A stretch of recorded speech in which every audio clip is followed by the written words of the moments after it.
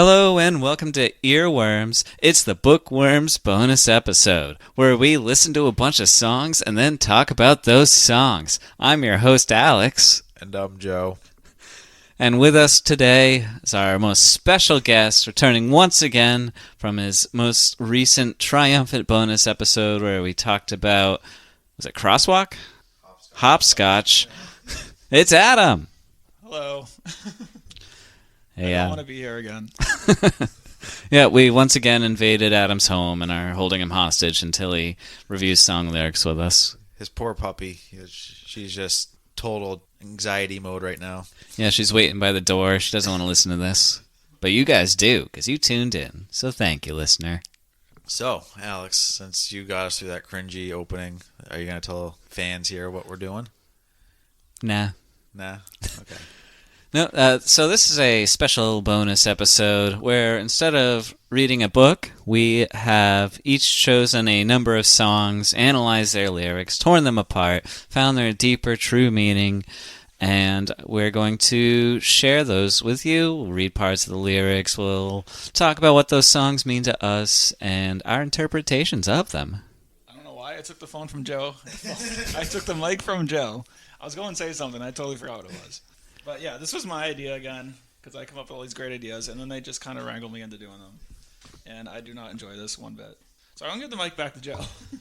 So, Adam, since you picked the subject of the matter, how about you tell us what your first song choice is here? And really get on the mic, because we're quiet. Okay, Joe. You guys, I don't know why you don't get more mics. This is more mics. very budget. Well, that's unbelievable. It's Joe's fault. This is very, very budget. Okay, so I picked a few songs here. I did not do any homework or research whatsoever. So we'll start with the song I know best. This is kind of what gave me the idea of having Joe and Alex alone talk about songs. Was a song by Bob Dylan called Lily, Rosemary, and the Jack of Hearts. I think it's on Blood on the Tracks. You guys haven't heard it, have you? Okay, I'm pretty sure that's from Blood on the Tracks album. But it's more of a story than a song. I mean, it's very long. I have 3 pages of lyrics here. Yeah, how long is it? I think it's probably close to 10 minutes. Oh, nice. I love long songs. Yeah, but it's all lyrics too. It's not there's no guitar solos or anything. It's just Bob Dylan acoustic guitar. So it's a story. It's kind of a murder mystery. So I'm big into murders. So that's why I like the song too. And there's all this cast of characters, and Bob Dylan describes them all in terms of playing cards. So Big Jim is the hot shot in town who ends up getting murdered. His wife is, I think, Rosemary, and she's the queen. And then the daughter Lily is the what is Lily? What's the other? Sorry, listening audience. I got 2 queens. Well, I guess I guess Big Jim's the king, Lily's the queen, and then the Jack of Hearts is the guy or idea that ends up killing Big Jim, who is the king. Spoilers. Yeah, well, yeah, but yeah, okay. Who's got the time? All right, but I mean, I think the main interpretation of the song is what or who is the Jack of Hearts. If it's a person directly, or if it's an idea that ends up doing Big Jim in. But anyway, so okay, let's see here. What's a good one? Well, it's set up. There's a couple things going on simultaneously. One is the main thing where everyone's kind of getting together in the town to go to this play. So Big Jim he owns a diamond mine. So here's the paragraph that describes Big Jim. It goes, Big Jim was no one's fool. He owned the town's only diamond mine. He made his usual entrance, looking so dandy and so fine. With his bodyguards and silver cane and every hair in place, he took whatever he wanted to and he laid it all to waste. But his bodyguards and silver cane were no match for the Jack of Hearts. Okay, so Big Jim, goes to the show, and he's this big hotshot. And then Rosemary, his wife, who's kind of in the shadow of Big Jim, so she's just probably a, what do you call them? Like a supermodel wife. Trophy wife? Trophy wife, there you go. Yep, so she's probably a trophy wife. So here we go. Here's what describes her as she comes to the show. It says, Rosemary combed her hair and took a carriage into town. She slipped in through the side door, looking like a queen without a crown. She fluttered her false eyelashes and whispered in his ear, "Sorry, darling, that I'm late," but he didn't seem to hear. He was staring into space over at the Jack of Hearts. So, Rosemary is clearly feeling like... Not so great. Not so great. Thank you. This is hard to do, like, on the spot. Yeah, so she's just kind of behind, like, Big Jim kind of runs the show, and she's just sidecast, and she's clearly, she kind of has her own motive of maybe killing him, because she might be having an affair to try to feel more, important in her own life. Yeah, so she's, like, kind of the queen of the story. And then there's another character, Lily, which has her own stuff going on here. Let's see what Lily's up to. Dead air. Yeah, take your time. No, there's a good paragraph for Lily too. As long as you have the mic taken away from Joe, we're good. Yeah. Well, I can't believe you guys don't have 3 mics. We do have 3 mics. We just don't have an adapter. Well, you don't have 3 mics then. Sorry, Dad. Okay, so Lily is the daughter, and she's kind of like a hooligan. She's playing cards, fittingly enough, with her friends. For some reason, here we go. So she was playing cards with her friends. It says, backstage, the girls were playing 5-card stud by the stairs. Lily had 2 queens. She was hoping for a third to match her pair. Outside, the streets were filling up. Okay, that doesn't really matter. Yeah, so she probably feels the same way as Rosemary, just kind of living in Big Jim's shadow. So she's had a lot of affairs, kind of looking for her own king. It says she was a princess. She was fair-skinned and precious as a child. She did whatever she wanted to. She had that certain flash every time she smiled. She'd come away from a broken home and lots of strange affairs with men in every walk of life, which took her everywhere. But she never met anyone quite like the Jack of Hearts. Okay. Do we ever meet who the Jack of Hearts is, or is he only ever referred to as the card? Good question, Joe. Kind of. I really don't think the Jack of Hearts is a direct person. I mean, it could be. But the song starts with, like, this robbery. It's totally separate from the whole town getting together for their play. And it mentions, like, the Jack of Hearts kind of gets his crew together, and they're breaking into this bank to steal some money. And then the Jack of Hearts makes his way into town, and he's mulling around, and he just, like, asks some stranger, what time does the show begin? So he's not really, like, part of the community. He's kind of, like, almost infecting the community in a way. And so Lily, Rosemary, and the king, Big Jim, all kind of make reference to the Jack of Hearts in their own way. So, like, Rosemary, the wife, I think she was the one who was, like, fantasizing. It almost sounds like the way you're describing it, the Jack of Hearts might be this, like, almost like a metaphor for, like, what their desires are. Yeah, exactly. In the world. That's how I kind of took it. Yeah. Yeah, because Big Jim is clearly, like, on his own level. And then everyone in his family is kind of just, like, in his shadow. Okay, let's get to the murdering part here. Okay, so here's a good, like, indication of that. So Rosemary started drinking hard. This is all during, like, the play. And seeing her reflection in the knife, she was tired of the attention, tired of playing the role of Big Jim's wife. She had done a lot of bad things, even once tried suicide, was looking to do just one good deed before she died. She was gazing to the future, riding on the Jack of Hearts. So in that case, what do you think, like, the Jack of Hearts would, like, represent for Rosemary, the wife of Big Jim?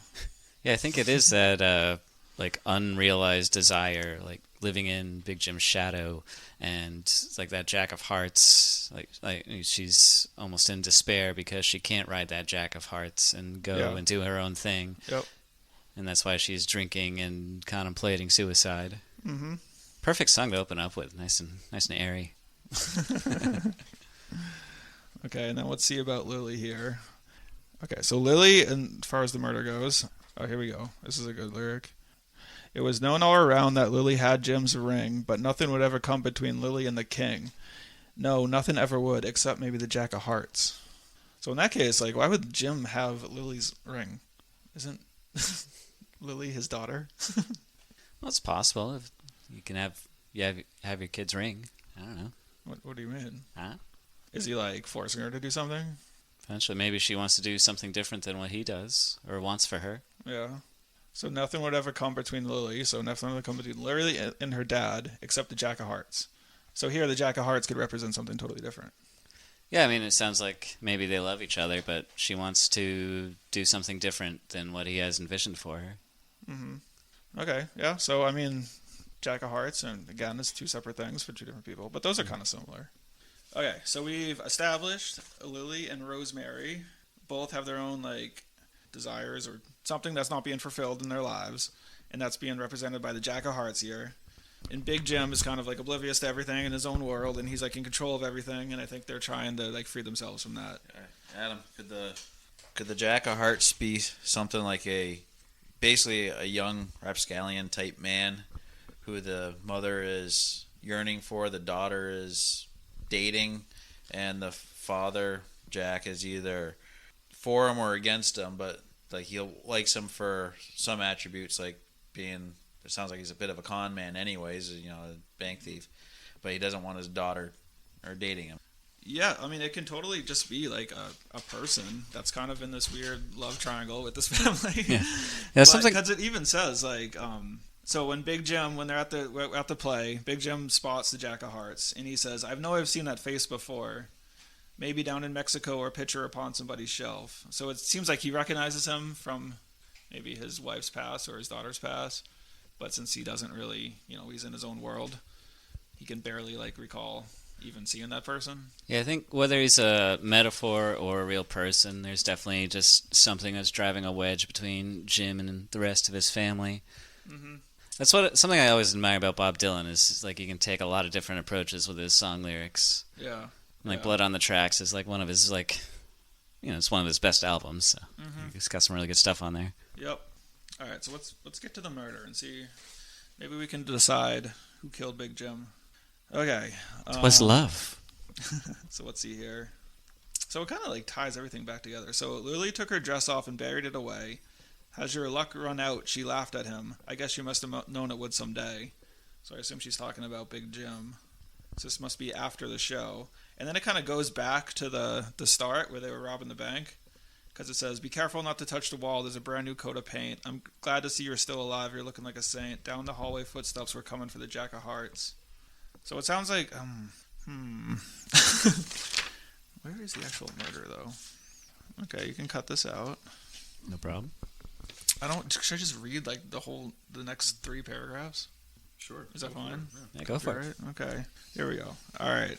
So I'm just going to read, like, the back half of the song, or back quarter of the song, just to kind of just show what happened to the story. So here we go. It goes like, "No one knew the circumstance, but they said it happened pretty quick. The door to the dressing room burst open and a cold revolver clicked. And Big Jim was standing there, you couldn't say surprised. Rosemary right beside him, steady in her eyes. She was with Big Jim, but she was leaning to the Jack of Hearts. 2 doors down, the boys finally made it through the wall and cleaned out the bank safe. It said they got off with quite a haul. In the darkness by the riverbed, they waited on the ground for one more member who had business back in town, but they couldn't go no further without the Jack of Hearts. The next day was hanging day. The sky was overcast and black. Big Jim lay covered up, killed by a penknife in the back. And Rosemary on the gallows, she didn't even blink. The hanging judge was sober. He hadn't had a drink. The only person on the scene missing was the Jack of Hearts. The cabaret was empty now. A sign said closed for repair. Lily had already taken all of the dye out of her hair. She was thinking about her father, who she very rarely saw, thinking about Rosemary and thinking about the law, but most of all, she was thinking about the Jack of Hearts. So a lot happened there that suggests a few different things. Well, it sounds like the Jack of Hearts basically set up this crime, this perfect crime, got the king killed, framed the wife, and basically the daughter is still in love with him and just kind of clueless as to what's going on. Why would he want the king killed then? To cover up the crime. Of the robbery? Yeah. Well, how would the king know about the robbery? Well, if he's robbing the king's bank. That's true. It's a fair assessment. Because I don't know, just good looks here. So it's like, it's very, I mean, it says that Lily already taken all the dye out of her hair. It sounds like Lily is the guilty party here. Because she's kind of thinking about everything. And my guess is she was somehow involved also, but she probably got played. Because I feel like the Jack of Hearts is, like I said, he's a con man. He's wrapping these two women up that are the closest to his query, the guy that he's trying to off.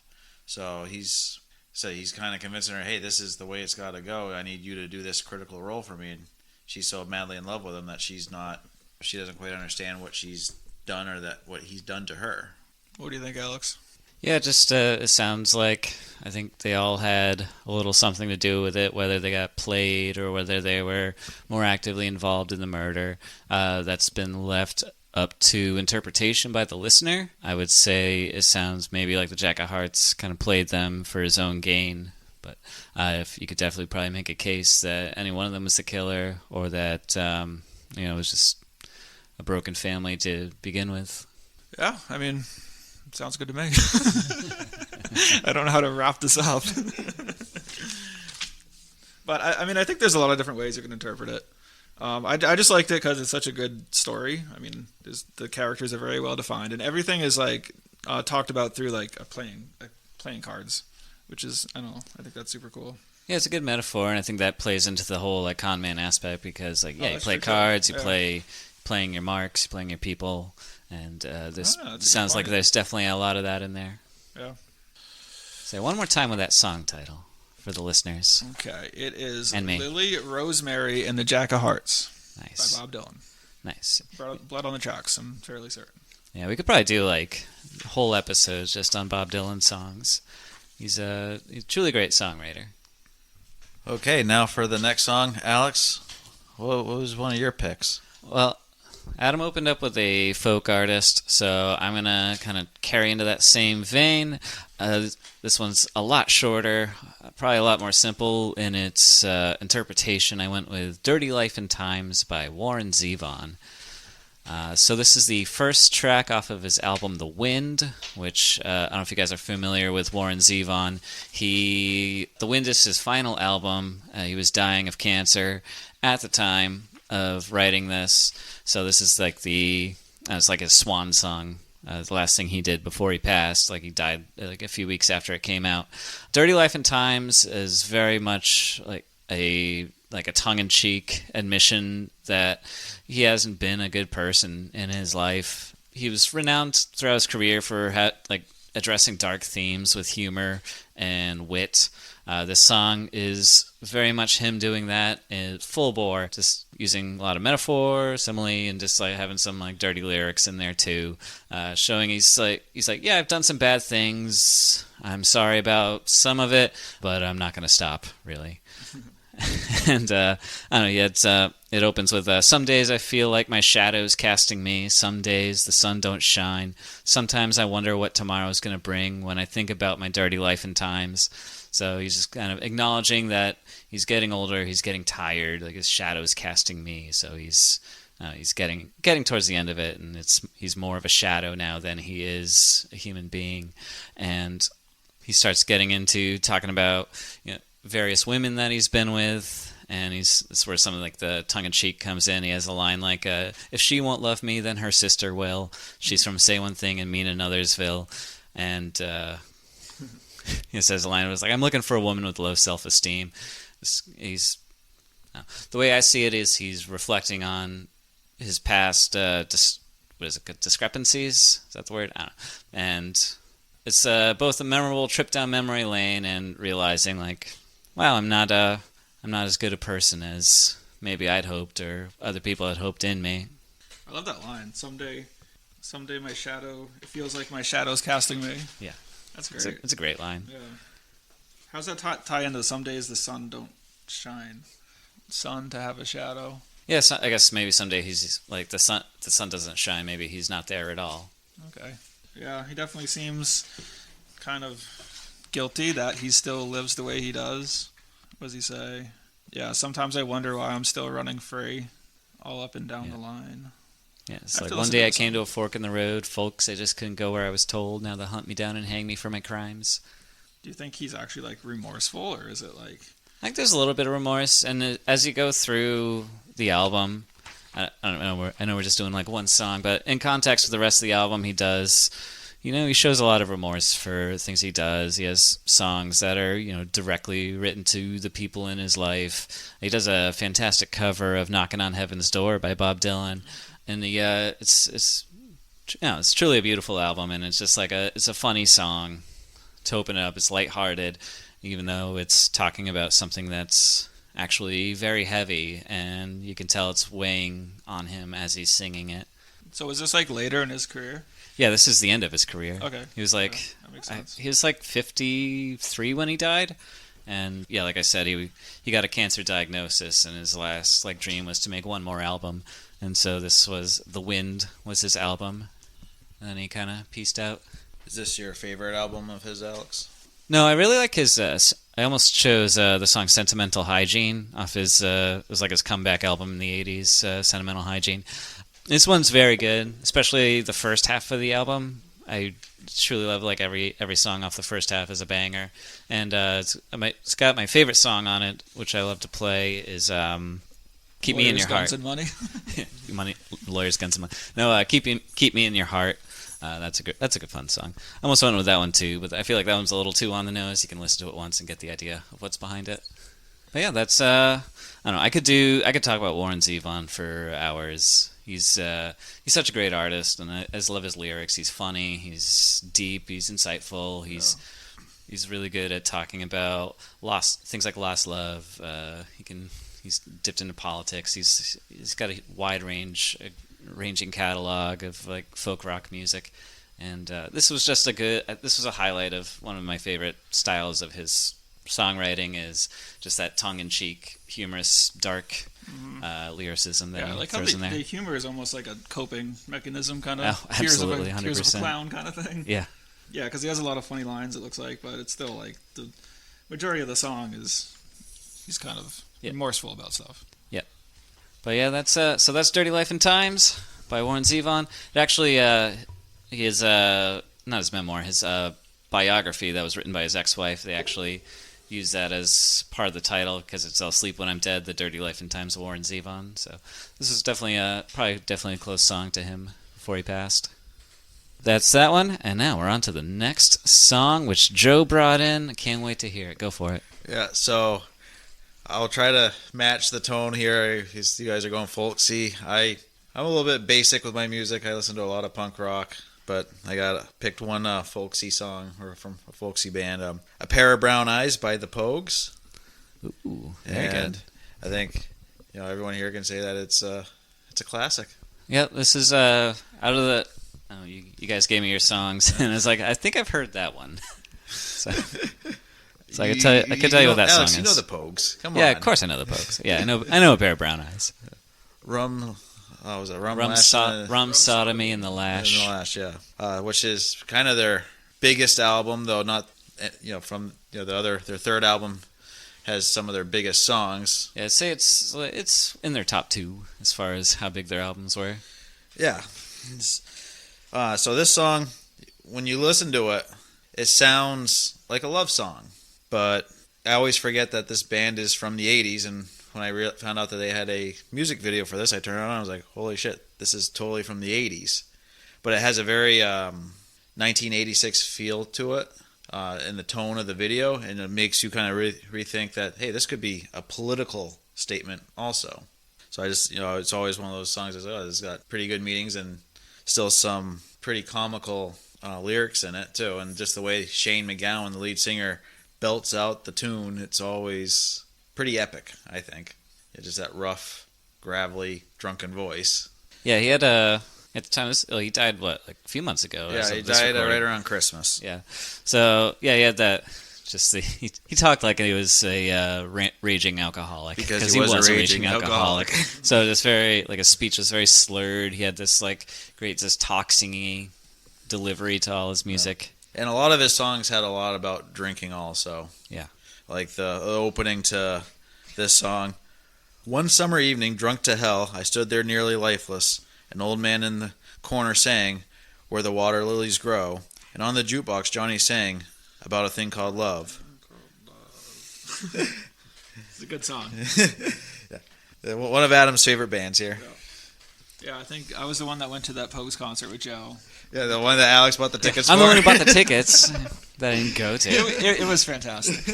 It was truly epic. Alex, always buy 3 tickets. And now he's dead. So I got cucked out of a Pogues concert. It was like their last tour before they broke up. It was their last reunion tour in the U.S., so no big deal, Alex. Yeah, it's fine. It's fine. Yeah.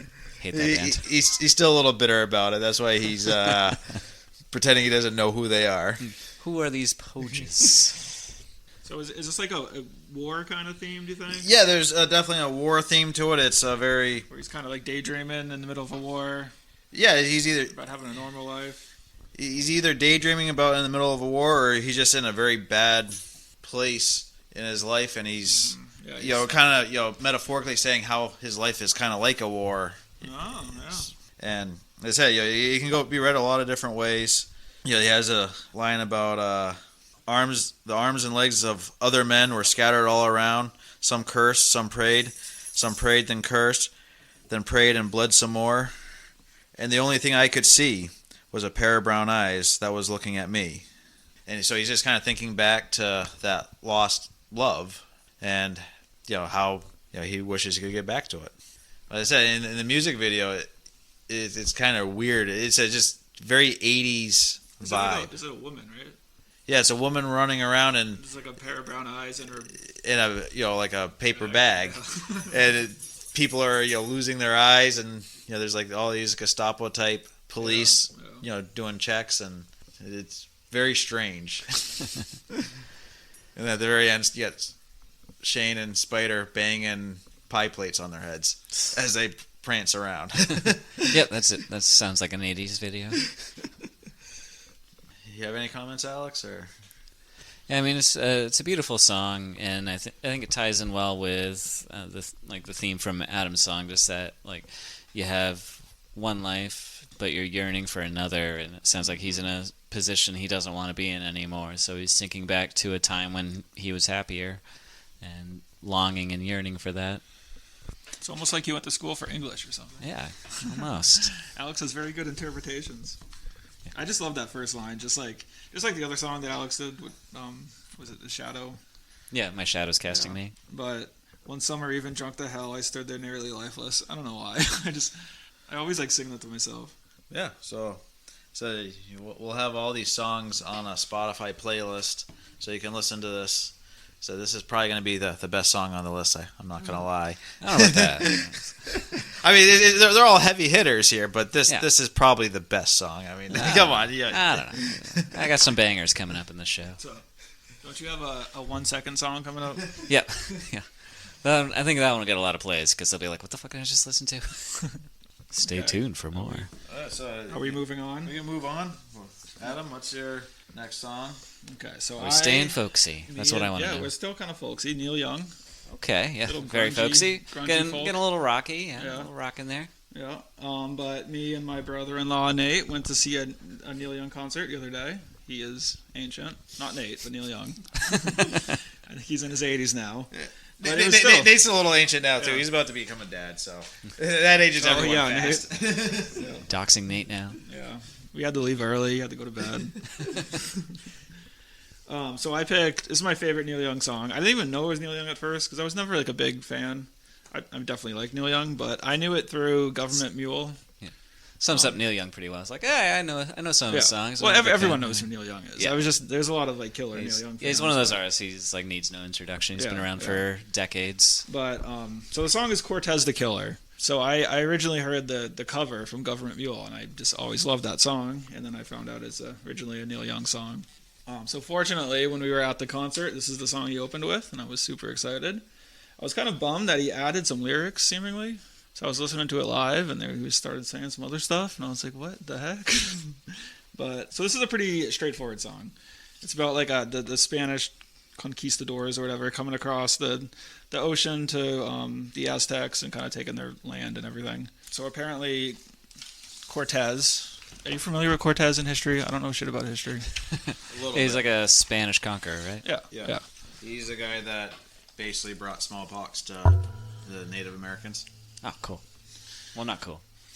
Very bad. No, Come on, Alex. It is what it sounds is. you What are you really gonna think. Cancelled again. So it's also like they reference Montezuma, which is like the Aztec guy. And if you ever go to like those countries where you get like diarrhea and stuff from eating the food, it's like Montezuma's Revenge. Yeah. Yeah, but so again, this song, I like this song because the music itself matches the lyrics like so well. If you just listen to it, you get the same vibe from both the lyrics and the actual like the grungy guitar and just the long kind of jam bandy solos.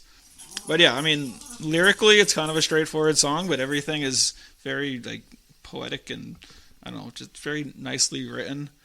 So just like when he says when Cortez came across the ocean to kind of conquer the land from the natives, it was like he came dancing across the water with his galleons and guns, looking for a new world and a palace in the sun.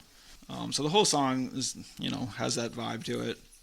And it's also, I just thought it was kind of interesting that this was, I think Neil Young wrote this when he was in high school. So he has that kind of idealized, the Europeans are bad, Native Americans, like everything was kumbaya and everything. And then, Europeans and Spanish came over and just totally rained evil on everyone. So it has, like in the lyrics, like I don't know, it just has that like very idealized high school kind of mind where he says, I'm not gonna lie, I think a lot of his songs still have that, but yeah, like they're not, like it's obviously not like a history lesson, but Yeah, Neil Young has a habit of like singing in black and white. Like this is how it happened. but he has this lyric that it's like such a great lyric, but it's like that's probably not. Oh, I think I know it off the top of my head. I can't seem to find it, but he says like hate was just a legend and war was never known before Cortez came over. Yeah, hate was just a legend and war was never known. The people worked together and lifted many stones. So the song makes it like, the natives were living in kumbaya, peace and love, which probably wasn't the case. Again, I don't know anything about history, but I'm sure they had their own problems. Yeah, it's a pretty simple song. Nothing that needs too much interpretation, but Nothing as complex as the last one. yeah, the last one he kind of had to solve a murder. Yeah, still has that like storytelling feel to it. Yeah, that the last one did. Yeah, it has like a beginning, middle, and end. Yeah, I mean, it just has a lot of the music. Just really matches the lyrics, which I really like about it. yeah, the hard part about doing this is in a podcast where we can't play the song because of copyright reasons. Trying to read it as poetry, definitely you lose some of the oomph to it, I guess you could say. So they say that's what music is just bad poetry. Bad poetry with a It is screeching good guitar to behind it. yeah. I do like to sometimes just take the lyrics out and analyze them on their face. You would do that, wouldn't you? Yeah. Loser, Yeah. English major. unbelievable. Yeah, it's good. It's like, I don't know, sometimes like you're just jamming out to the music because I think in any song the music is the most important thing. Like, you can have the most majestic lyrics in the world, and if it's set to a bad tune, it's gonna suck. But it's like Well, I think a good songs example are- of going the other way, Frank Turner. You've made not the album he just put out, but the one before that. He'd have some really good tunes, but the lyrics are just like, huh? oh my god, his lyrics the last couple albums have been awful. Yeah, But this last album, I haven't listened to all the songs yet, but even the music is just kind of flat. yeah. We could. I don't know. I went on the day was it Undefeated came out. Oh, sorry, Frank Turner, love you, buddy. The day Undefeated came out, I texted you like, if you're listening to this, I'm wearing your fucking T-shirt sucks. still. Sucks so bad. Oh, that was a terrible album.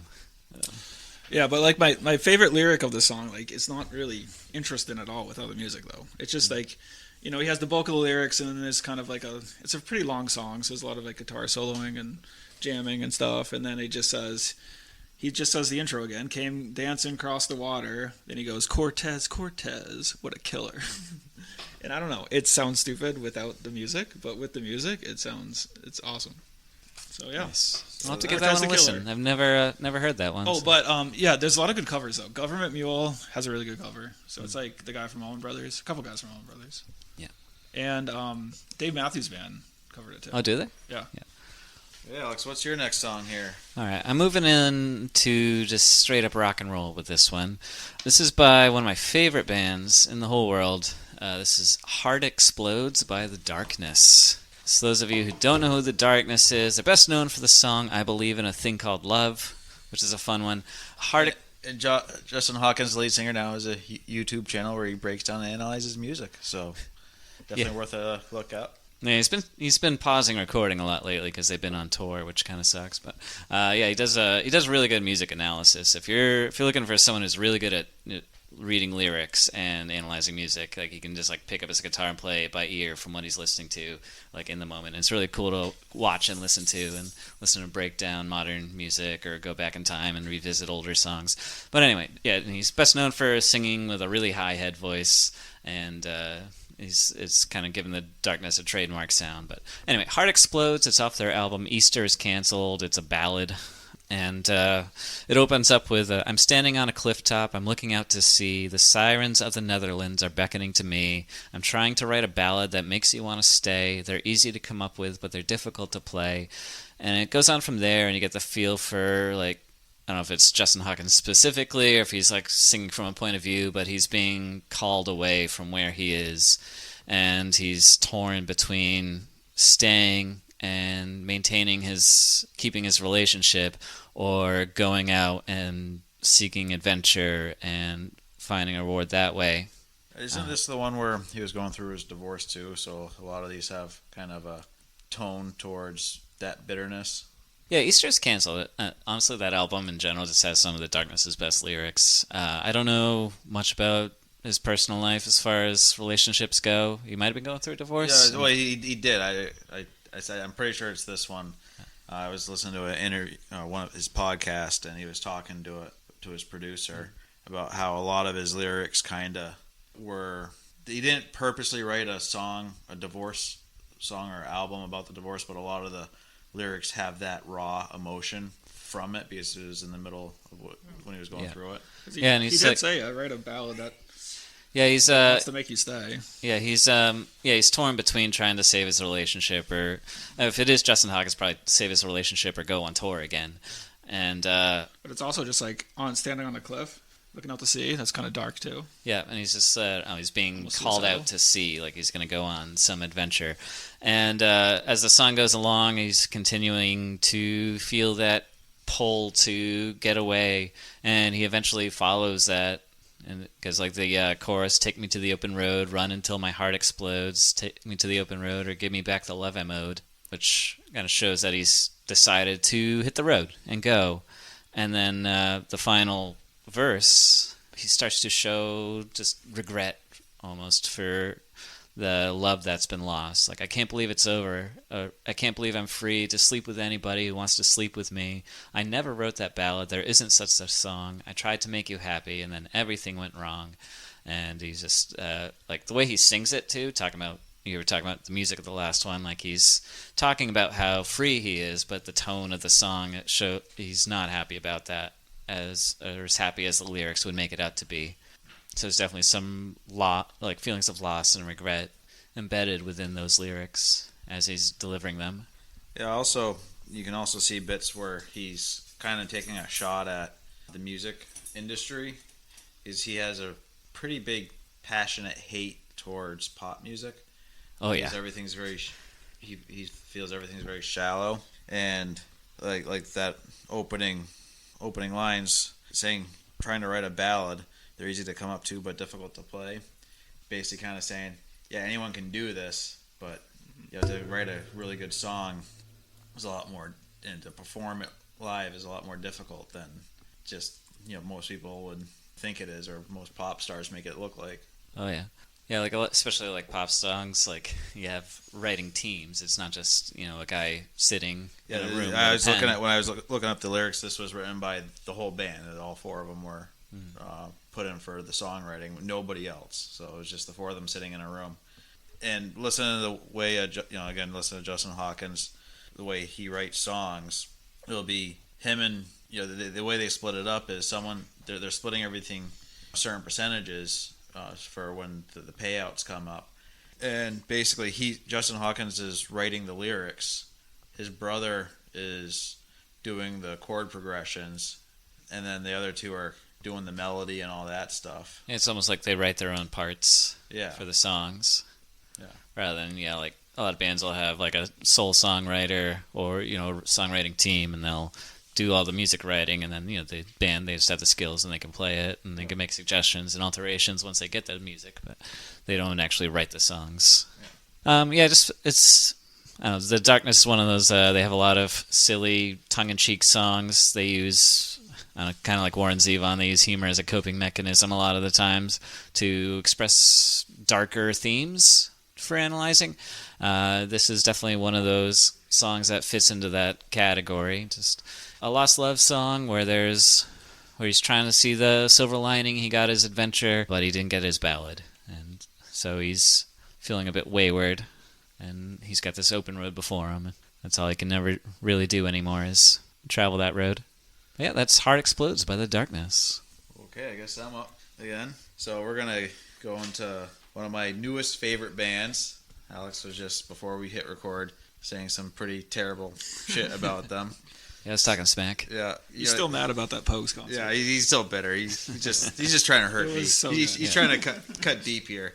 Yeah, But so this is a band I've seen. I'm gonna poo-poo the rest of We your were at the front songs. too, right? We got to together. because we got there super early and Yeah, I heard you didn't get a high five. yeah, I got the high five from the bassist. We're picking on Alex. It was pretty bad, Alex. The bassist gave me that high five, looked at Adam, shook his head, walked away. No, that did not happen. That's how it happened, just like that. No. So anyways, so this is a band I've seen 3 times in the last 12 months, which is pretty good being that they're from California and they've toured the country 3 times with 3 different bands now. I'm talking about the Interrupters, and the song I'm going to talk about is In the Mirror, which is their main song off their latest album. And basically the way this song, I was watching an interview with the lead singer Amy, Interrupter.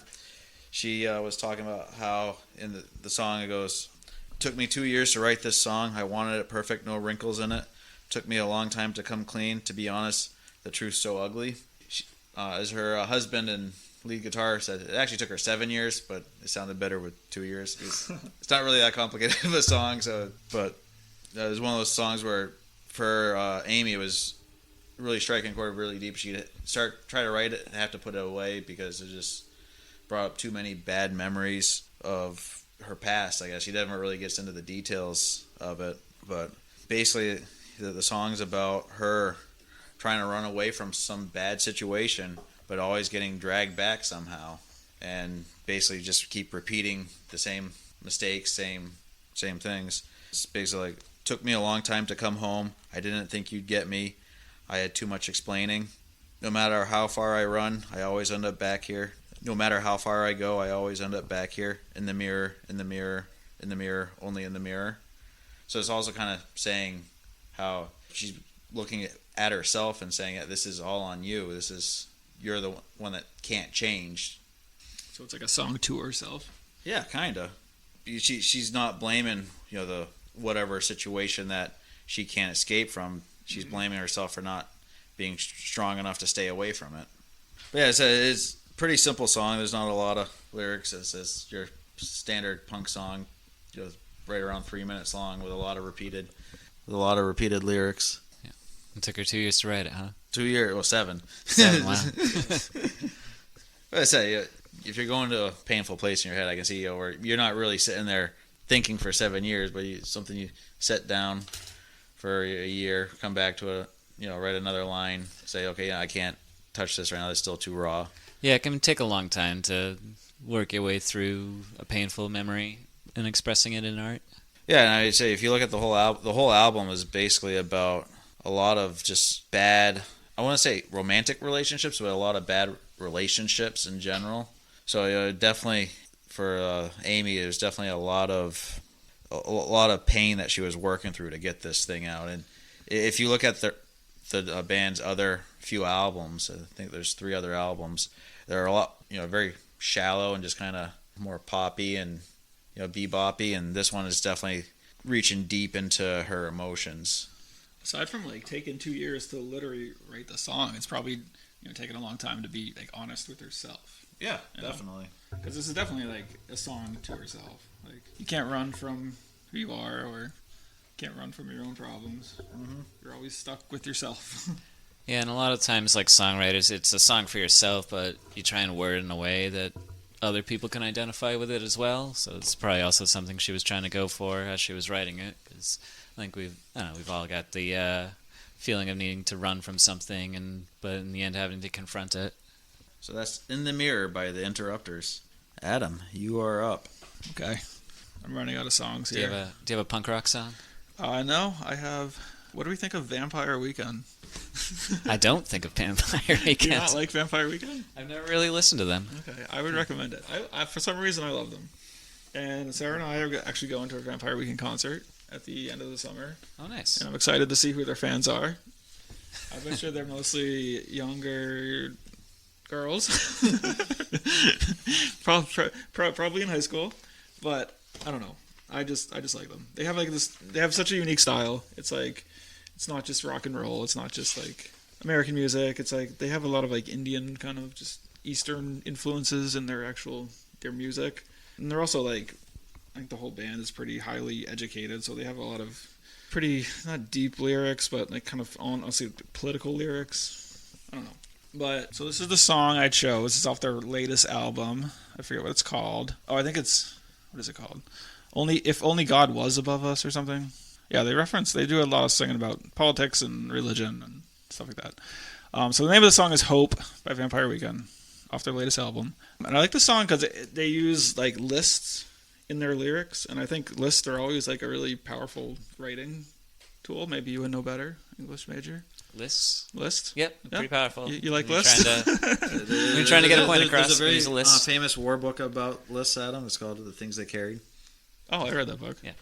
I don't know. Well, there's two kinds of I don't people like in the that world. There's people that can finish lists, and well, go on. No, it's just if you have like a lot of points to make, or in this case, there's not a lot of points to make. There's just, I don't know. He just uses the list in a very good way to kind of repeatedly make the same point in this situation. But I think as a writing style, lists can be pretty powerful to get a lot of information across.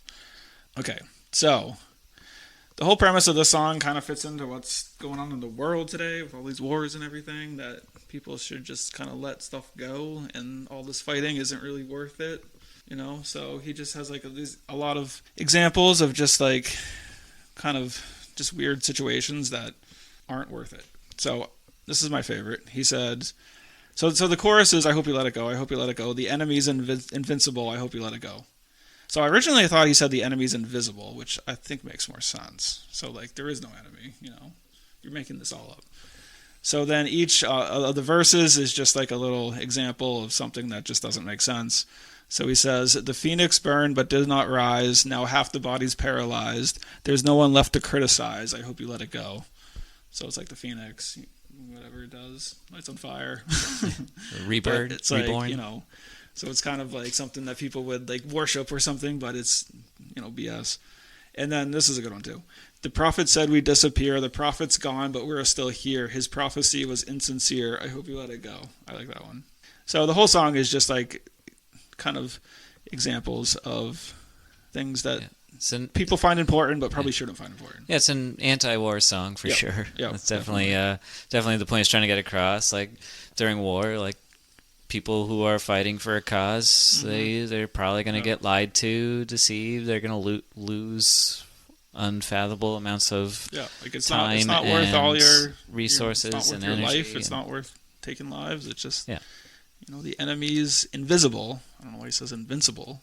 It's bullshit. Why? Wouldn't you say invisible?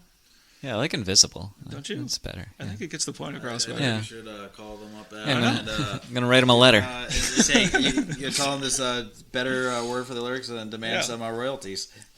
Yeah, but it's just every verse is just like an example like that. So like, the embassy's abandoned now. The flag that flew is on the ground. The paintings burned. The statue drowned. I hope you let it go. So even like governments don't, in the grand scheme of things, not really worth it. The sentencing was overturned, the killer freed, the court adjourned. I hope betrayed, a lesson learned. I hope you let it go. I did things you asked me to. I testified which wasn't true, but now I lost my faith in you. I hope you let it go. My favorite is, I don't know, it's either the Phoenix or I like the prophet actually. The prophet said we disappear. The prophet's gone, but we're still here. His prophecy was insincere. That's funny. Not a deep song, But Well, I like how the song is structured though. Yeah, sometimes like a simple song structure and a simple delivery has the greatest impact because it immediately gets through to the listener. And I said, I think this can be taken a lot deeper too if you were willing to get into what the songwriter was trying to say.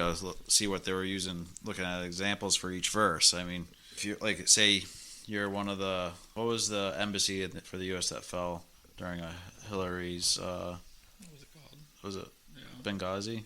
I don't know. It was one of our embassies basically got taken over under Obama's and Hillary Clinton's watch, and it was quite the political fiasco, quite the embarrassment. Benghazi, yeah. And so you say for someone that's become disenfranchised, this is going to carry a lot more meaning, especially if you had survived that kind of area or close to those people that were lost there. So. Mm-hmm. Yeah, I don't necessarily think you have to be like disenfranchised though. It's just like well, all the people, the religious wars and stuff. But it's not worth it. But I said like even the prophet said we disappear. The prophet's gone, but we're still here. And that sounds like people are like getting disenfranchised with whatever word. I said you can take it a lot of different ways. You can go as deep into it as you would like. I said it doesn't have to be deep, but depending on just how it strikes you. Obviously, it struck a nerve on you. So yeah, this one's funny too. The signatories broke the pact. The surfer sacked the quarterback. It's just like a weird irony thing. It doesn't make any sense. Like all the fighting and stuff doesn't make any sense. Yeah. So simple song, but a good song. Nice. And this I'm not going to do my fourth song. I picked Wish List from Pearl Jam Israel, but for the same reason. It's a list. I like list. In this case, it's a more direct list. It's just like all the stuff he wished he would be, and he just had like a lot of good like. You want me to pull it up real quick? Because I don't have. You can do two songs in a row. That's okay. Yeah, why not? Let's all do two songs in a row. Let me look up the lyrics though. I forget them. We're changing up. Okay, the methods. We're switching up with just another list song. I mean, it's a simple song. It's just a list of all the things he like wishes he was. So just kind of daydreaming about if I was someone else. But he has a lot of cool kind of examples or analogies or whatever you want to say. So it starts off, I wish I was a neutron bomb for once I could go off. I wish I was a sacrifice that somehow still lived on. I wish I was the sentimental ornament you hung on. So it's just all like how he wished his like almost personality or how he expressed himself was different. Is this like his life's not going the way he thought it was going to go? Like he wants to just like yell at everyone and tell people off or anything, but he's just like polite, Yeah. So he wished he was a neutron bombs for once he could go off, and then a sacrifice that somehow still lived on. So he wants to like show how much like he cares without having to like die, I guess. And then he wished like he wished that he was a sentimental ornament that you hung on. So he wished like he knew. That you knew how much he actually cared. So the whole song's like that. Every line starts with "I wish I was I." I wish I was X. I wish I was Y. X, yeah. I wish I was. No, there's a lot of good ones though. Y. Like the pedal brake that you depended on. That's a good one. So it kind of sounds like he's disappointed that someone broke up with him almost. Yeah, I wish it was different. Yeah, you seem to. I don't know if you intentionally did this. It seems like a lot of the songs you've chosen have a general theme of just like longing for something different. Yeah, or something. A therapy session. Yeah. Why do you think that is, Adam? How are you feeling these days? Hey, Worried about you. You're drunk to hell in the middle of the afternoon, and then freaking doesn't cast a shadow anymore over here. Yeah. Well, I know what my theme is with my songs. Oh, I know my theme too. Yeah, shit. Well, I wish it was a radio song, the one that you turned up. Ooh, yeah, that's a good one. No, I like that. All these are good. There's no bad ones, but every single line. Adam, we're not making fun of you. We're just it's a good. Yeah, it's a simple song. It's not like Bob Dylan. Alex is. Yeah. Hey, come on. No, pick one. yeah. What's your favorite, Alex? What's that? Pick your favorite Wish line. Do you have the lyrics in front of you? I don't. Well, get the lyrics. lyrics. I have my song lyrics. I'm going to read from my Joe's next going to give you the lyrics. Oh, fine. Oh, gosh. So I like that one about the... I want you to pick your favorites. It's okay if I already said it too. I like that pedal break one, the one you depended on. That's something different. That's a good one. Fine. Okay. This is definitely the cheesiest one. The Christmas tree, I wish I was the star that went on top. That's cheesy as hell. Oh, okay. Well, pick one you like then. I like the sacrifice that somehow still lived on. Yeah. Or the neutron bomb is good. Yeah, it sounds like he's singing a lot of regret there. Okay, well, pick one. Yeah. Alex It's a has simple no assignment. I wish I was the radio song. There you go. Okay, Joe, you have to pick one now. I have to pick one. Ooh, or the Camaro's hood. That's a good one. I'm not a car guy. The full moon shining off of Camaro's head. I don't get the alien one. Why would he wish he was an alien? How about the second last one here? I wish I was the verb to trust and never let you down. That's a good one. Yeah, nice. Nice. All right. Okay, Alex, what's your next pick? What's your next 2 picks? My next 2 picks. So We'll start with one, and we'll go from there. I'll start with my first 1 pick, and then I'll get into my second 2 pick. So I chose this because, just like Joe did, he saw the Interrupters recently. They're opening for a band called Sum 41. I was at that show. It was possibly one of the best concerts I've ever been to. Like, the pyrotechnics is great. The band put on a hell of a show. I just don't like that music. It's But so the good. pyrotechnics were really cool. Awesome. Yeah, and Sum 41 is probably one of my favorite just like pop punk bands. They ventured into heavy metal later in their career. They're actually on their farewell tour, so I'm really glad I got to see them before they split up. I'm sure before they did their reunion tour. Yeah, I'm sure they're going to reunite in like That's 5 how I feel years. about the Pogues. Yeah. But I went with one of their biggest hits, Fat Lip. It's got just a killer guitar riff. It's got this cool vocal delivery where they don't really do this in any of their other songs. The singing duties are split between the different members of the band. So it's kind of like, we're all singing this. We're all together in this, which is really cool. And it's another one of the songs. I went with a lot of songs that have tongue-in-cheek, humorous lyrics, but there's a deeper, darker underside to them. Sum 41's great for that, too, especially off their first album, All Killer No Filler. But it opens up with like a house party kind of going on, storming through the party like my name was El Nino when I'm hanging out drinking in the back of an El Camino. As a kid, was a skid, no one knew me by name, trashed my own house party because nobody came. And it goes on from there. You get the feeling that the people singing this song are, like they're social outcasts, high school dropouts. They're at this point where they're about to enter the adult world, and there's still very much a lot of energy. There's a lot of youthful angst as to what's coming their way. You get into the chorus, so like, I don't want to waste my time, become another casualty of society. I'll never fall in line, be another victim of your conformity and back down. It's a very anthemic in their delivery of it, and it's really cool how they hammer it home, like really aggressive lyrics, singing in like the opening verses are like sung almost like rap style, and then it gets more into punk rock feel to it with chugging power chords and yada yada. But they're trying to hold on to that youthful bravado while also kind of almost dreading what's coming their way in the future and trying to be like, oh, I'm going to be different from everyone else. I'm not going to fall victim to the crushing weight of society.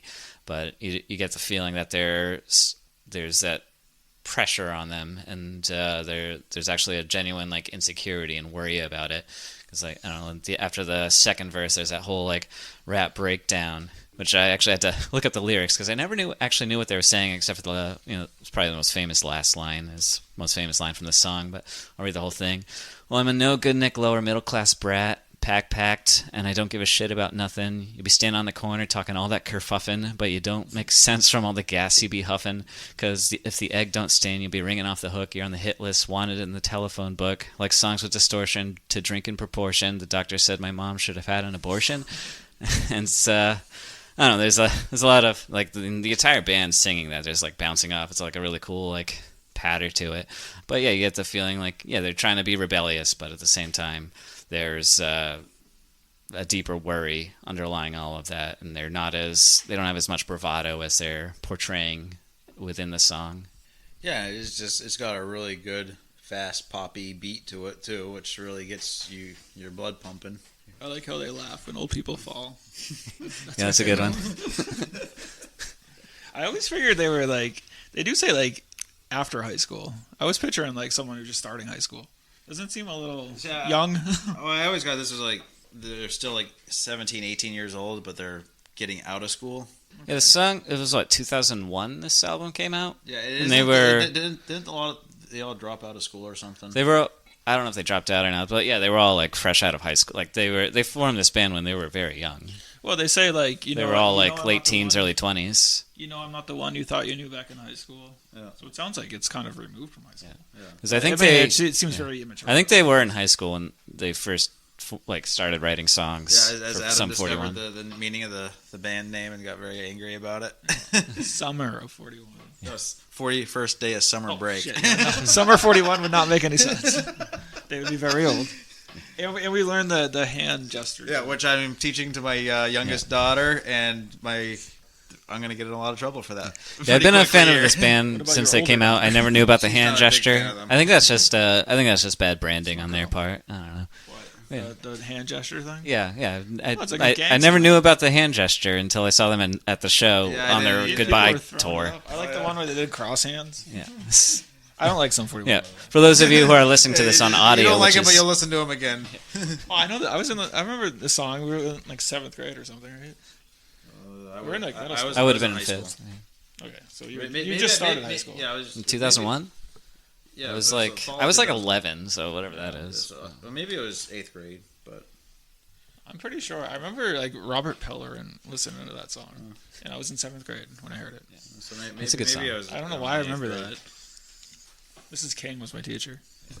Yeah, I love Sum 41. They've always had just like that darker, heavier edge. I'm a huge metalhead, so especially like after that first album came out, they definitely got into more heavy metal style, which I knew I wanted to do a Sum 41 song, so I And, went with their this one. latest album, which is half pop, punk, Heaven and half half Yes, metal, yeah. or more metal-ish. I'll go as far as to Pretty say that's their best album. Is their last one? Yeah, they definitely went out with a bang there. Yeah, that's a great album. Anything else you have to say on this one, Alex? No, I think it's very keeping in style with the songs I've chosen so far. With they got the darker themes. They're insecure about where they are headed. I don't know if you guys had a different view of what they were saying. As Justin Hawkins would say, what good song isn't going to be dark? Exactly. Which I wanted to get into my my second pick of this round. But I mean, it doesn't have to be dark though. This could also be a very positive song. It could also be anthemic. Like maybe he won't back down. Yeah. Maybe with all that insecurity, He's he can push digging it all in. down and dig Yeah. in. And that's honestly kind of what he did with his career. Like they stayed the course. They played the music they wanted to play, which is really cool. I respect that. And in hindsight now, that song's what, like 20-something years old. It's pretty cool. They marched to their own drummer, which I think they've had multiple drummers in the band. So good job, good on them. They picked their own drummer. Yeah. So your second pick, Alex. My second pick, or my fourth overall, I'm going to get into the death metal world just briefly for a second. Get it? Because this song is only 1 second long. This is You Suffer by Napalm Death. So I actually don't know much about Napalm Death. I know they are one of those bands that have no original members left, but they still continue to play and record music. Which is an interesting fact about them. I believe I don't know if this is the world record for shortest song ever recorded and released. It's probably pretty easy one to break. Yeah, but yeah, they. I did a little research on it. They wrote it as just like kind of a joke. Like they're like, what if we do just like a really short song? And I don't know. They're not that smart. What if we do a short song, guys? With the lyrics, It sounds very punk rock yeah, to me, Alex. Yeah, the lyrics I found to be for such like a goofy little gag. They're profound. Their four words. They are "You suffer, but why?" You get all that in 1 second? Yep. Wow. Yeah, it's you can't even tell what the hell he's saying. Oh, okay. You have to look at the. It's like that's literally what it sounds like. But it's I don't know, just like 1 second, one short little line, and it just like calls into like forces you to like reflect on like, why am I suffering? Like, what's going on in my life that is causing me to suffer? And like calling it all into question. Like, is it worth it? Is all this pain really worth what I'm doing? It's kind of how I saw it. Just like, why are you suffering, bro? Why are you dealing with that? Yeah. It's not much to bite off for that one, but it's I I was gonna originally do "Thank You" by Dido. I think "You Suffer" is the better song, though. Do you not like Dido or something? No, she's great. I love her. But, I don't know. Dido's You're great. picking a 1-second song. Dido's great mostly because of Eminem. So, Yeah, Stan. That's a good song. I was actually gonna do "Thank You," which is the song that gets sampled heavily in that song. So. Yeah. But I don't know. That one was a little more straightforward, so I wanted to go with another one that's also straightforward but shorter. All right, next song. Go ahead. Okay, so my next song here I'm putting up is by the Mighty Mighty Boss Tones off their latest album. The song is called "I Don't Believe in Anything," and it's basically came out right after lockdown was kind of starting to ease up a little bit, and the album was a kind of slap against the whole lockdown and COVID thing to begin with, and just the lost connections. And this song really hit home on basically trying to do the lockdown, seeing that people weren't doing it, and becoming disenfranchised with the whole thing of it, and saying, hey, we're all suffering here because we're being separated, But why? and just saying, what, to hell with it. I'm not gonna listen to you people anymore. So it starts off with, I hear you're dynamite, but what the hell do I know? I'm just repeating what somebody said to me.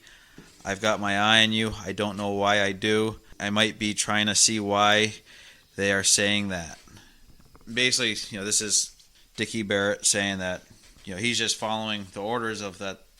Basically, the government said, World Health Organization was saying is, don't go out there. Don't trust anybody. Anyone could have this, and you could get seriously sick. It sounds like it could be just about cable news and like general. It definitely could be that.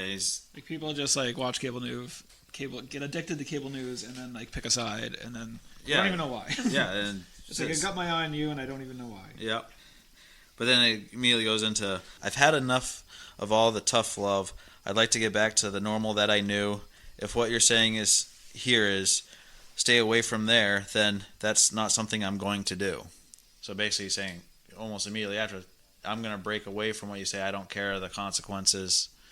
Yeah, I just need to get out there and do my thing because I'm going crazy. And now he's not in the band anymore. Yeah, they broke up because he got COVID. No, he refused to get vaccinated. Oh, really? Yeah, they broke up because he said, to hell this. I'm not doing that. You can't make me. And the band said, okay, fine, we're done. Yeah, a lot of bands lost members because of vaccination stuff. It's like they all want to get back on the road, but it's like they can't do that unless everyone's vaccinated. So they had to. I think the Offspring lost their bassist over it. Yeah, famously. Yeah, Dickie Barrett ended up making a super band out of the guys that didn't get vaccinated. There's 4 of them all together now that they. I think they're called the Defiance, right, Alex? Yeah, something like that. Yeah, it was an okay album for a first shot there. Yeah, I listened to the opening single. It was fine. But yeah, so it's just a very, and when the album came out, they hadn't announced that they were breaking up yet, but there was enough kind of signals in the different songs that they had that people were like, oh shit, this might be it for them. And these guys were from the early 80s, still going. So, one of the longest ska punk bands going. And just kind of one of those bands that everyone knows of, but people didn't realize they were still together, kind of thing. But they were still just chugging along and scraping by, and I can only imagine how tough it was for a lot of these bands that basically the only way they survive is by going on the show or going on the road doing shows. So the song kind of ends with, so don't tell me that there's a downside. Can't you see it's going worldwide? And I don't believe in anything, baby. I don't believe it. I don't believe it. Don't tell me, what your rules are. Usually that won't get you too far. And you can too, can't believe it. What I believe is I don't believe in anything. I don't believe in anything. So basically just rejecting everything that they hear now because they've just been lied to or feel they've been lied to and being told how to live their lives for too long, and none of the things that they said would come to pass or how they interpreted would come to pass actually happened, and just being disenfranchised with the whole system. Yeah, that's interesting. I like how they take like a worldwide, heavily politicized thing and just internalize it for how it impacts themselves as people. So, going on a similar vein, but a few years sooner, next song I'll do is by Social Distortion. The song is called Footprints on the Ceiling. And this is off of, I can't think of which album, but it's one of the later albums. They broke up for a while Mike Ness did a bunch of repeated detoxings for all the heroin rehab. and cocaine and alcohol. Yeah, the fun stuff. The fun stuff. Yeah. And they came out with 2 albums, which I think were way better than their original stuff from the 80s and 90s. But that's just me. But this came off of one of those later albums. So Footprints on the Ceiling. Everybody wants a lover. Nobody wants to uncover what may lay deep beneath a sometimes painful past. Want to go without a care. Pull gardenias from her hair. I think of a time we didn't have a care in the world. Captivated by her beauty, I knew it was my lifelong duty. She had all the grace and the charm of a radiant queen. And basically this is a song, a breakup song where he's being broken up with because he fucked up. He basically wasn't present enough and she left. And like the chorus is, how do you talk without speaking? How do you hear without listening? How do you live without feeling? How do you take without giving? How do you keep it all inside? So basically him saying that he was not present doing his own thing, and then now that it's too late, he, as much as he wants to make it up, it's too late. He doesn't have that right to say what needs to be said anymore, to listen to the problems, and basically adult. Yeah, it's got a really good guitar solo on it.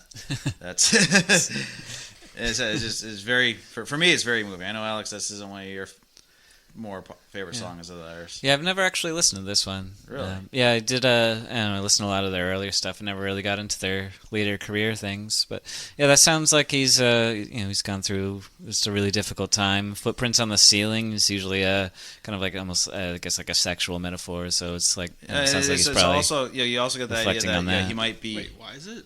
I was going to ask what that means. What's that? What does Footprints on the Ceiling mean? It's like a sexual euphemism. Why? What? Why? Because when she's on her back, her feet are up and On the ceiling? Yeah. And the feet are in the air, Adam. What kind of room is this? A very low one. He dates long-legged women. I don't know what to tell you. But no, it's also kind of could be that you get the feeling that he may be high when he's writing this song, like or thinking these thoughts. Where if you're stoned and you're having a bad trip, where it's like, shit, I fucked up, and now I see all this stuff where I shouldn't be. People shouldn't be. There shouldn't be any footprints on my ceiling, but I'm seeing them anyways and turning my life inside out. Because it's like the footprints shouldn't be on your ceiling. Everything's gone wrong. Yeah. And everybody wants a lover. Nobody wants to uncover what may lay deep beneath a sometimes painful past. My heart is heavy, slowly sinking. I redirect my desperate thinking and kiss her red full lips like I did the very first time. So just kind of going back, replaying those precious moments as you deal with a nasty breakup and bawling your eyes out and not able to really think critically, I guess, or get past that moment. You have any other comments or questions, Adam? What's I haven't heard this song either, but what's like the melody like? Is it like? Yeah, sing it for us. Well, is it kind of like is it like an uplifting song? And No, it's like. Because they have a lot of. You don't really have to sing it, but no, is it like a minor song, like a major song? And we're back. So we just listened to the song that none of you else are allowed to listen to through our podcast, anyways. But so you like that, Adam? Yeah, no. I was interested to see how the chorus went. It's just like, how do you talk without speaking? How do you hear without listening? I don't know. It was a good song. Yeah. It sounded very Social Distortion-y. They definitely have a sound. There's definitely no like irony here. It's definitely a breakup song, and I think the footsteps on the ceiling is like he's, with someone else, right? The second verse. Yeah. So he's with someone else now, and then he can't help this fucked up feeling. So he doesn't want to be with someone else. Yeah, you could definitely take it as that. Yeah. Yeah. No, good song. Okay. So, Alex, any final comments for you? I think it's a good tune. I like the kind of two songs you presented there. One's much more of a worldwide feel to it, while this one's more just internalized, just intersocial relationship. So it's a good dichotomy you had there. I like that. Good choices. I did that intentionally. I'm sure. All right, so we each have one more song now, don't we? Last songs. Adam, what's your last song here? I don't know, Joe. I believe it's. Well, I don't know if I want to do that song. You don't want to do Echoes by Pink Floyd anymore? Well, I was looking at different Pink Floyd songs. I really like Pink Floyd. Some of their lyrics are nuts. I don't even know where to start. Yeah. I like Echoes a lot just because like Pink Floyd does a really good job of, I was talking about before, of matching the music to the lyrics. Yeah, Echoes is like, a starts- masterpiece. yeah. It's a beautiful song. Yeah. Did you ever hear the Rodrigo Gabriela version of it? I didn't know there were any other. They do the whole thing as an instrumental on acoustic guitars. It's really cool. Okay. Do they still have that echo start in the beginning? No, Yeah, it's ding. he just hits like a really high Yeah. harmonic. It's really Yeah. cool. Yeah. No, I just love the name of the song and how the music matches it so perfectly. And then I guess we can talk about it since Alex seems to like it. But lyrics are kind of nuts. I don't even know totally. I can see it's fine. No, we're fine. No, we're good. I think that might be the fan. There's one of Pull each. string right there? There's two pull There's cords. two pull strings? Yeah. Well, then This is great radio. I have a shot of picking up the. I have a shot of turning on the fan. I've never. Oh, there we go. Hey. Oh, it's too bright. We have light. Turn it off. No longer in a dungeon. Oh man, this is no good.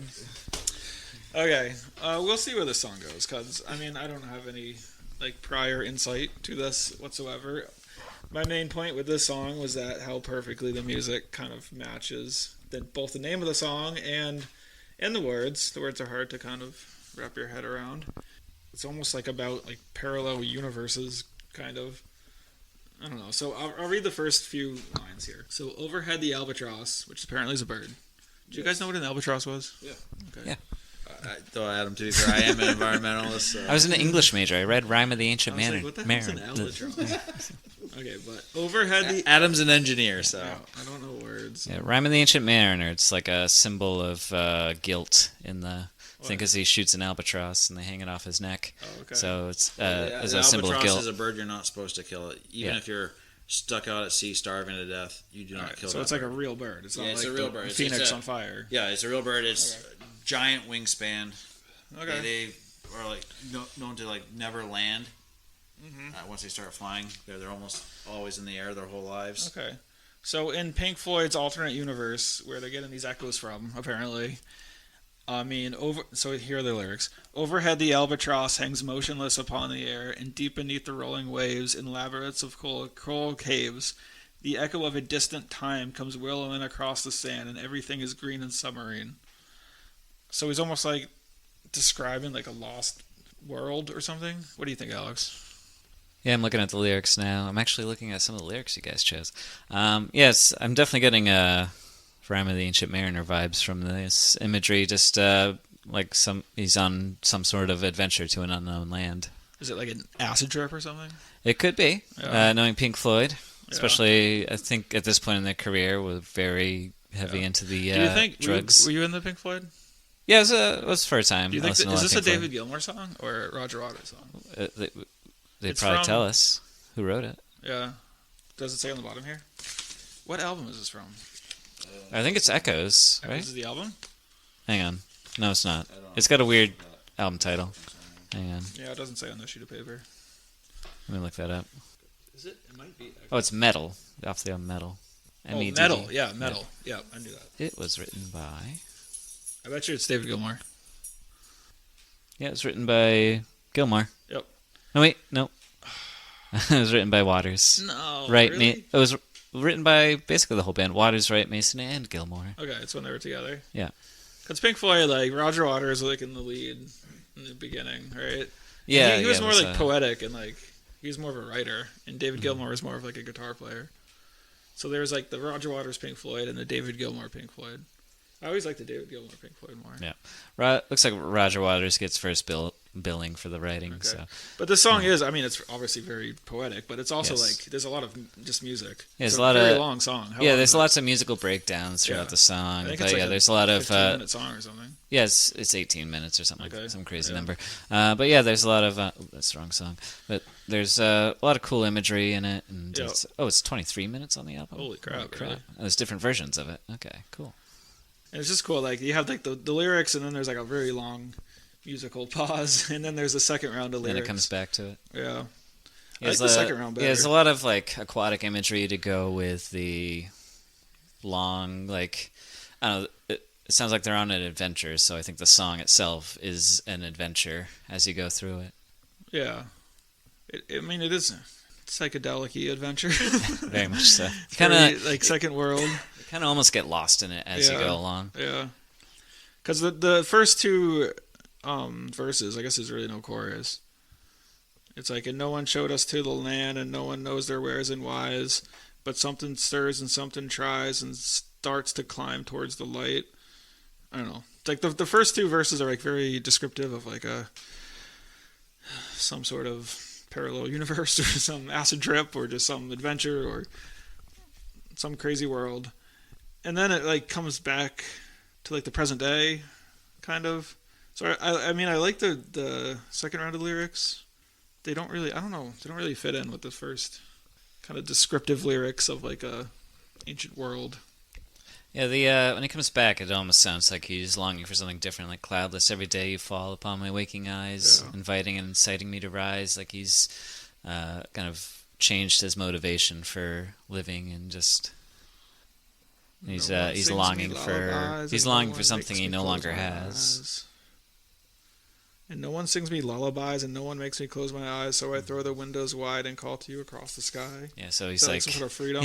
it sounds like that last grouping of that last stanza is just like he's now all of a sudden he's alone and Yeah. he's calling out in desperation for something that's Yeah. not there Or anymore. maybe he's happy he's alone. He doesn't want. Yeah. You know? Yeah, he's Not alone, but just more like free, you know? He's Yeah, able to call to you across the sky where he wasn't able to before. maybe he's now he's Who free. knows? He's taking the good and the bad that come along with it. Yeah. Yeah, and then the strangers passing in the street by chance, two separate glances meet, and I am you and what I see is me. It's just confusing to think about. I am you and what I see is me. Yeah, that's definitely that's Acid a trip. that's a hippie lyric. I am you and you are me. We are one. Oh, but I mean, I like the strangers passing in the street by chance, two separate glances meet. It's like you're totally Yeah. oblivious of everyone else. That's just like You occasionally, brief like, moment in brief time moment, you where look you're at each other, connected with somebody you didn't know acknowledge they before. exist. Yeah. Instead of just like totally ignoring them. And no one calls us to move on, and no one forces down our eyes. No one speaks and no one tries. No one flies around the sun. So that kind of ties into the strangers passing in the street. No one speaks and no one tries. No one flies around the sun. Everyone's just content with being, in their own world, not really branching out. So no one flies around the sun. I mean, the main reason I chose this song is that even though I don't really get the lyrics, just the music is like perfect. Yeah, a lot like Bob Dylan. It's one of those songs where there's a lot of it's Yeah. open to interpretation. Yeah. It's more themes than like exactly what he's trying Right, to tell yeah. you. Yeah. But Pink Floyd does that a lot though, where they have like money. They have the cash register. Yeah. It's like perfect. It fits the song like perfectly. I don't know. Yeah, so that's my Pink Floyd song. I had a few others I wanted to pick, but I don't know. I like the Fearless by Pink Floyd. I don't know if I know that one.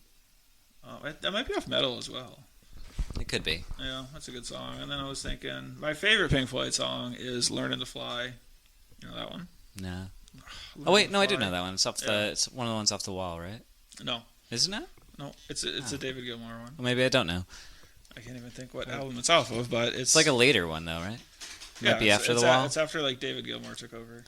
Okay.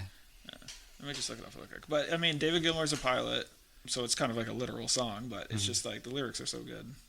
Just about the sensation of flying, and it's probably literally talking about flying since he's a pilot. So it's probably not too much interpretation, but I think I had it pulled open. But yeah, so my last song was a bunch of Pink Floyd songs, apparently. Here we go. Learning the Fly lyrics. I love these lyrics. I was taking flight lessons for a while. I would always listen to these. Oh, you know what? Yeah, it's a momentary lapse of reason. That's the one. I have heard this song. Yeah, I Yeah. do know this one. Okay, No, this it's song's coming back great. to me now. I haven't This is actually listened to classic Pink David Floyd in, Gilmour, like, where it's like, unless it's like one of the ones that gets ready at radio play like all the time. Yeah. I probably haven't listened to it for a little while, but yeah, this is like late '80s Yeah. Pink Floyd, so very but different. it's like it's short lyrics, nice lyrics, but a lot of music. And David Gilmour is like The Wall, where it's like poem. Yeah, but it's just literally about flying a plane. Ice is forming on tips of my wings. Unheeded warnings, I thought of everything. No navigator to find my way home. Unladen empty and turned to stone. I guess it could be about other stuff too, but I always took it as it's about flying a plane. It's probably This is a good one. Above the planet on a wing and a prayer. My grubby halo, a vapor trail in the empty air. Across the clouds I see my shadow fly. Out of the corner of my watering eye. A dream untethered by the morning light. Could blow the soul right through the roof of the night. There's no sensation to compare with this. Suspended Can't help but sing animation, a state of bliss. It's just great lyrics. yeah, just sounds like he's happy doing it. He's just flying around in his Found plane. something he enjoyed, and Mm-hmm. he's feeling euphoric. Yep. Nice. Well, I'm glad you chose that one because my final song, Pink Floyd. the exact opposite of Euphoria. Yeah, so I've been choosing songs that are like tongue-in-cheek, humorous, while addressing darker issues. This one strips away any humor. This is Anesthesia by Type O Negative. So those of you unfamiliar with Type O Negative, they're like a goth rock band from the late 90s, early 2000s. They were like one of the big bands of that genre back in the day. They were humorously known for they did have a lot of like tongue-in-cheek humor in their songwriting a lot of the time, like Black Number One, Christian Woman, two big hits off one of their albums, Bloody Kisses. They were also known as they could get for getting really dark with their songwriting. They were actually known, compared to the Beatles, they were known as the Drab Four as opposed to the Fab Four. Get it? Anyway, Joe just rolled his eyes like a teenage girl. It was so funny. Anesthesia, it's off their album Life Is Killing Me. I think it's their last song off that album. It's the whole song is just about despair and that feeling of nothing in your life is worth living for anymore, and the only thing you can do really is to take something to numb the pain. So it opens with, like a flash of light in an endless night, life is trapped between two black entities, because when you trust someone, illusion has begun, no way to prepare impending despair. And so it's like life is trapped between two black entities, like between birth and death, there's nothing. And it's just a flash, too. Yeah, it's just like a flash of light. So you have this brief moment in time, and like now a lot of poets would say, like in that brief moment in time, it makes it even more special. Not so with these guys. They start getting into it keeps getting darker and darker. Betwixt birth and death, every breath regret. I pity the living, envy the dead. Emotionally stunned, in defense I'm numb. I'd rather not care than to be aware, be scared. And yeah, he starts like questioning things. Are 1,000 tears worth a single smile? When you give an inch, will they take a mile? And then I don't know, he just it ends with him like screaming, like I don't feel anything. Before that, though, he goes, world-renowned failure at both death and life, given nothingness, purgatory blight, to run and hide, a cowardly procedure, options exhausted except for anesthesia. So he's drugs. Yeah, so he's just singing about how life has not worked out the way he's wanted. Like that whole album, Life Is Killing Me. There's some funny bits, but the whole general theme is that it's something that just weighs you down. And the lead singer, Peter Steele, is someone who dealt with a lot of mental health issues throughout his life, and so he went through periods of extreme depression. And I think this song's a reflection of some of those darker times when the only options he really had were things that would numb the pain, because he couldn't make it go away. He couldn't live a life that he felt had any meaning to it. So he used anesthesia, however you want, whether it's drugs or the actual drug, anesthesia. He just he found ways to cope that weren't necessarily healthy for I him. take it this is a metal band, right? Yes, this is a metal band. So like Typo Negative. world-renowned failure at both death and life. Is death like the critics of his death metal? Oh, possibly. Kind of thing? Yes. I was thinking like, how could you be a failure at death? It is kind of funny that like the Typo Negative was wildly successful. They had like They had like 2 platinum albums. They were very popular when they were still around. It could have been a suicide attempt too. Yeah. Yeah, that's true. Is that something he did? I don't think he ever attempted suicide. He did have like I think he had a period in his life where he like randomly disappeared for like a few months and nobody knew where he was and things like that. But I know he struggled with mental health. Yeah, he'd been around since like the 80s and he passed away like a decade ago. But yeah, he was able to have like funny songs like My Girlfriend's Girlfriend and just like silly lyrics like that. But this one, he just like stripped it all away and just like laid bare, like, this is what I feel, guys. Sorry. And, it's just really powerful. It's got this really cool, simple bass line and simple guitar riffs, and it's and like a really sad piano line at the very end. So it's I don't know. It's one of my favorite just sad songs to listen to. Like I sit there and I listen, and he had this like really deep bass voice when he sang, and it just like it really resonates as you go. Just listening to a guy just be open and vulnerable in a song like this one. Well, They're quickly moving on. we done yet? We got one more, Adam. One more. We would have been done already, but you brought in a bonus song. I brought in like 5 bonus songs. Oh, is this okay? You've done 5 already. This is the 5th one. This is from Becky. No, this is from me. Oh, you have. Yeah, we don't need Don't Becky's you song. have a bonus song though from Yeah, Becky? I have a. We're getting there. So this is my 5th one. Save the best for last. A little nostalgia hit here for all you Boston people. City by the Sea by Dropkick Murphys off their Turn Up That Dial album. Starting with, I want to come home to a dog that wags his tail. I want to come home to a ship that doesn't sail. I want to come home and I want to go to work. I want to come home and be just another jerk. Sick of touring. I don't think they're sick of touring. I think they're just they're just they're excited to be home, and it sounds like that's what he wants though. Kind of ties into that Pearl Jam song that you had. Yeah. Like I want to be like this. Oh, it reminds me of Bob Seger on the road. Well, I always think this is more of a they're ready to be home to see all the people. It says nostalgia. They're not necessarily sick of touring. They just it's good to go to your hometown. Yeah, but they wanted to be just another jerk. They don't want to be rock stars anymore. I don't know, it's maybe for a couple of weeks. Yeah, it sounds. When you go to Francistown, Adam, are you like, okay, I want Francistown and like.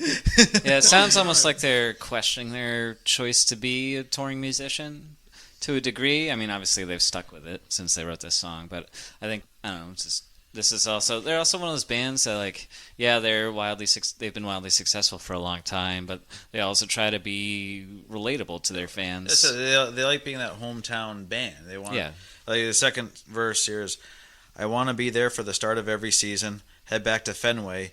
Yeah, it seems like a good reason to go home to friends and family. The best thing I ever did. I may be far away, but I'm still a hometown kid. So I said, they want to. They say we may be big and famous and touring around the world, but at our hearts, we're still just a bunch of Boston assholes that, just doing our Boston thing. Oh, it's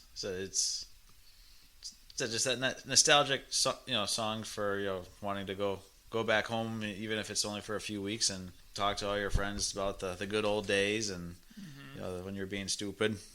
Are we going to see the Dropkick Murphys? Well, I asked you and you never got back to me, so I'm asking you now. You missed out. You missed out, Adam. It's not happened yet. Oh, let's put it on the airwaves. What's your answer? Isn't it like in 2 months? I already bought the tickets, Adam. You missed out. When is it? October, end of October. Okay, we can buy another ticket. Well, I got seats this time. Oh. Old. Yeah, I'm old. The person I'm bringing insisted on seats, so. Who are you bringing? Becky. Oh. She Yeah, was. she don't mosh. Yeah, she's like, I am not standing on the floor with all you sweaty, gross people. Yeah, it is gross. It's the best part about concerts is getting absolutely smeared with other people's sweat. You usually get doused in someone's beer too, so I mean, at least this other liquid's also. Yeah, it's weird. The last couple concerts I've been to, I've taken a beer to the face. Just the last couple, Alex. I mean, usually I'm be getting showered by I think it's all sorts of yeah. alcoholic drinks. Well, when I still drank, I was like, cool, free beer. Now I'm just like, why am I getting beer in my face? What is this? It is more fun. Like when we saw Neil Young, we were just in the way back, in like seats. You're just kind of standing there. Yeah, it definitely gets you more into it when you're in the You crowd. just get to walk around too. So, but yeah, that's you said. This is a pretty straightforward song. We won't have to Yeah. get too far. I know you guys are getting pretty annoyed, and as Adam dropped already, we got one bonus song from Becky that she wanted mentioned. Well, let's say the name of the song, and then we'll be like, oh yeah, that makes sense. All right, cool. Is it Let It Go? It's Let It Go, isn't it? No, it's not. You're never gonna guess it, Alex. All right. It is "Intruder" by Peter Gabriel. Okay. Oh, wait, that's a good song. Yeah, I gotta look at We're not. the lyrics. yeah, Can if you want. Oh, yeah, print them out. I didn't know I was doing this until this morning. I know something about opening windows and doors. I know how to move quietly to creep across creaky wooden floors. I know where to find precious things in all your cupboards and drawers. Did you see that show on Netflix? Yeah, the Boston. Yeah, that's how. That's the where. song, Yeah, this is the song. Okay, no, that song's great. Yeah, slipping the clippers through the telephone wires. A sense of isolation inspires me. It's a very creepy song. I like to feel the suspense when I'm certain you know I'm there. I like you lying awake, your bated breath charging the air. I like the touch and the smell of all the pretty dresses you wear. Intruders happy in the dark. Intruders come. Intruder come and leave. Leave his mark. I'm the intruder. And it's just a very creepy song. What was the? What the hell, Peter Gabriel? And I said this will be at the playlist, so you'll be able to listen to it. All right, cool. Need something for the ride home. Yeah, keep you awake all night. Was it the song like directly on that show, or was it like a? It was on the credits at the end. No, but was it the like? first Is it just episode. the song, or is it like a remake of it? It's the song, yeah. Okay, I remember there was like. And Netflix is pulling Peter Gabriel money. That's cool. They paid Tom Brady $19 million. Yeah. Get roasted. Yeah, still haven't watched that. I keep meaning to, but was it good, Adam? Yeah, it's funny. Okay, so that's all the songs we got here for you. I hope you enjoyed. So we'll give it a listen. We got, I guess we're up to like 17 songs here on the list.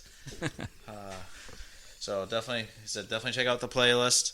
Let us know what you think of this episode. See if going off script and not reading books is a good idea, or should we go back into our lane and just go back to reading and not geeking out over music. Yeah, I think we seems we were mostly like folk and rock music, but it's a decent we're array. definitely more rock and roll type people. I'd say Yeah, there's a few country singers I like. and I'm a big metalhead. So. Yeah, so we do branch out a little bit, but I'm mostly punk rock. Alex is mostly metal. Adam's mostly whatever that other Vampire crap is. Weekend. You seem to like the like indie stuff. And, Yeah, maybe, I guess. I don't know. I like a lot of stuff. I like some rap too. Yeah. But that'd be Maybe we'll do another music episode. Maybe we'll take people's suggestions. You can be like, you can reach out to us and be like, "Oh, you should do this song. It's so deep," and then we'll make fun of it because you don't know music like we do. No big deal. A bunch of music snobs here. If you enjoyed this episode, you can get a hold of us. You can email us at kendallbookworms@gmail.com. You can check us out on Instagram at kendallbookworms. DM us there if you'd like. We have a Facebook page. We have a YouTube page. Those will be linked in below. We have usually questionnaires on Spotify. Go answer some stuff on that. We please rate us on Apple and Spotify. We really appreciate you do. Spread the word. Get our names out there. Let people know about us. Even if it's just to laugh at us and call us a bunch of losers that listen to bad music. merch people can buy? We do not have any merch. We don't have enough listeners, Adam. Get some t-shirts. Yeah, Adam, you're not getting our name out there well enough. Telling it all. With all these great ideas. You got to tell all your coworkers, to listen to the show. Listen to the Reach show. out to all the the still website. living authors. Tell all your friends to listen to the show, Adam, and maybe we can start selling merch. Well, my next idea is a smut reading. We've done smut already. By all the women in our lives. We feel like Joe that'd and be I brought our wives in, and we read a smut. What the hell? We You read a haven't smut listened to book it, and told Adam? them about what it. What the hell? Jesus. Yeah. You're missing out. That's a Yeah, hilarious one. Stuffed by Sylvia Morrow, a living So pillow that was romance. technically my idea. So That's still weirdly enough. That's still one of my favorite books that we've covered. I love that book. So, Alex, get us out of this before Adam says anything else that he has to be involved with. All right. Well, thank you for listening, everybody. Until next time, I'm Alex. And I'm Joe. I'm Adam. Adam's been here against his will. Thank you, Adam. This has been Bookworms.